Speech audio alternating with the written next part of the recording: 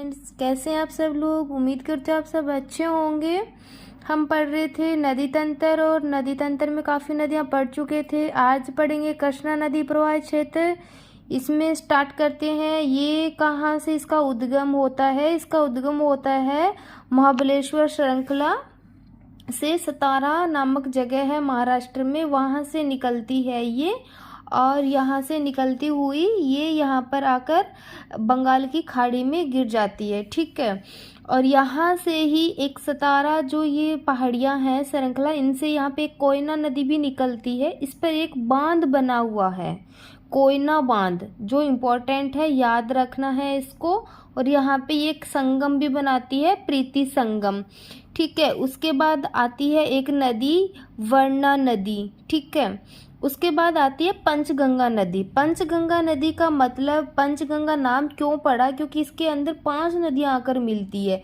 एक कुंभी आती है, second Tulsi, third Bhogavati, fourth Kasari and fifth Saraswati. और फिर इसका नाम पड़ जाता है पंचगंगा नदी तंत्र।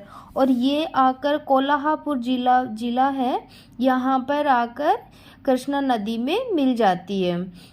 और उसके बाद आती है मालप्रभा नदी, जो कर्नाटका से निकलती है। ठीक है। और यहाँ पे महाराष्ट्र खत्म हो जाता है और कर्नाटक स्टार्ट। और मालप्रभा नदी बालाकोट जिला है, वहाँ पर आकर कृष्णा में मिल जाती है। उसके बाद निकलती है घाटप्रभा। मालप्रभा एंड घाटप्रभा दोनों इम्पोर्टेंट नदी है। ये दोनों ही कर्नाटक से निकलती है और यहाँ पे कृष्णा में आकर मिल जाती है। उसके बाद आती है तुंगभद्रा नदी, जो मोस्ट इम्पोर्टेंट है। इसका बहुत बार क्वेश्चन पूछा भी जाता है। इसकी कुल लंबाई है 531 किलोमीटर और उस पर एक बांध भी बना हुआ है, इम्पोर्टेंट है, तुंगभद्रा बांध। और इसके अंदर 2 नदी आकर मिलती है, एक भद्रा एंड तुंग, दोनों को मिलाकर ऑल ओवर इसका नाम तुंगभद्रा दिया गया। उसके बाद ये आगे एक है सेलम बांध बना हुआ। उसके बाद बना हुआ है नागार्जुन बांध। ठीक है। अब आ जाते हैं इधर से एक नदी आती है, संगाली जिला में आकर यहाँ पर आके मिलती है, येरला नदी, जो संगाली जिला वहाँ कर आकर मिल जाती है। उसके बाद एक आती है भीमा नदी, जो पुणे से निकलती है। पुणे 861 किलोमीटर लंबी है और रायचूर नामक स्थान पर आकर मिल जाती है कृष्णा नदी में।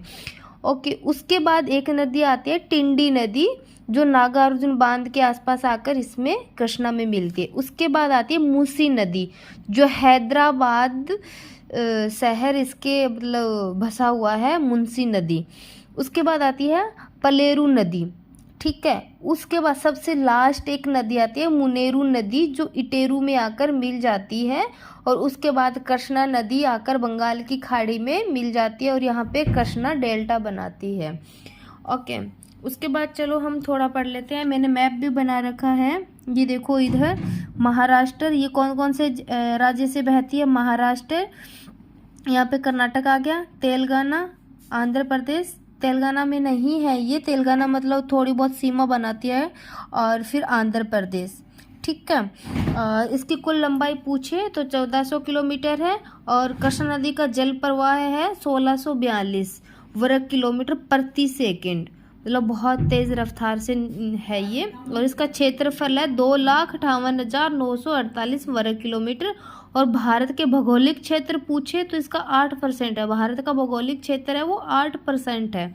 और राज्य तो मैंने आपको बता ही दिया, महाराष्ट्र, फिर कर्नाटक, फिर तेलंगाना और फिर आंध्र प्रदेश। और ये आंध्र प्रदेश में हंसला देवी गांव है, यहाँ पर कोई हंसला देवी गांव है, यहाँ पर आकर हंसला देवी गांव में बंगाल की खाड़ी में गिर जाती है। और निकलती कहाँ से, सतारा महाराष्ट्र से निकलती है और आंध्र प्रदेश में आकर मिल जाती है। ठीक है। आई होप आपको ये समझ में आया होगा कृष्णा नदी प्रवाह क्षेत्र। अगर आपको इसमें कुछ नहीं समझ में आए तो प्लीज़ आप मुझे कमेंट बॉक्स में बता देना। सी यू नेक्स्ट।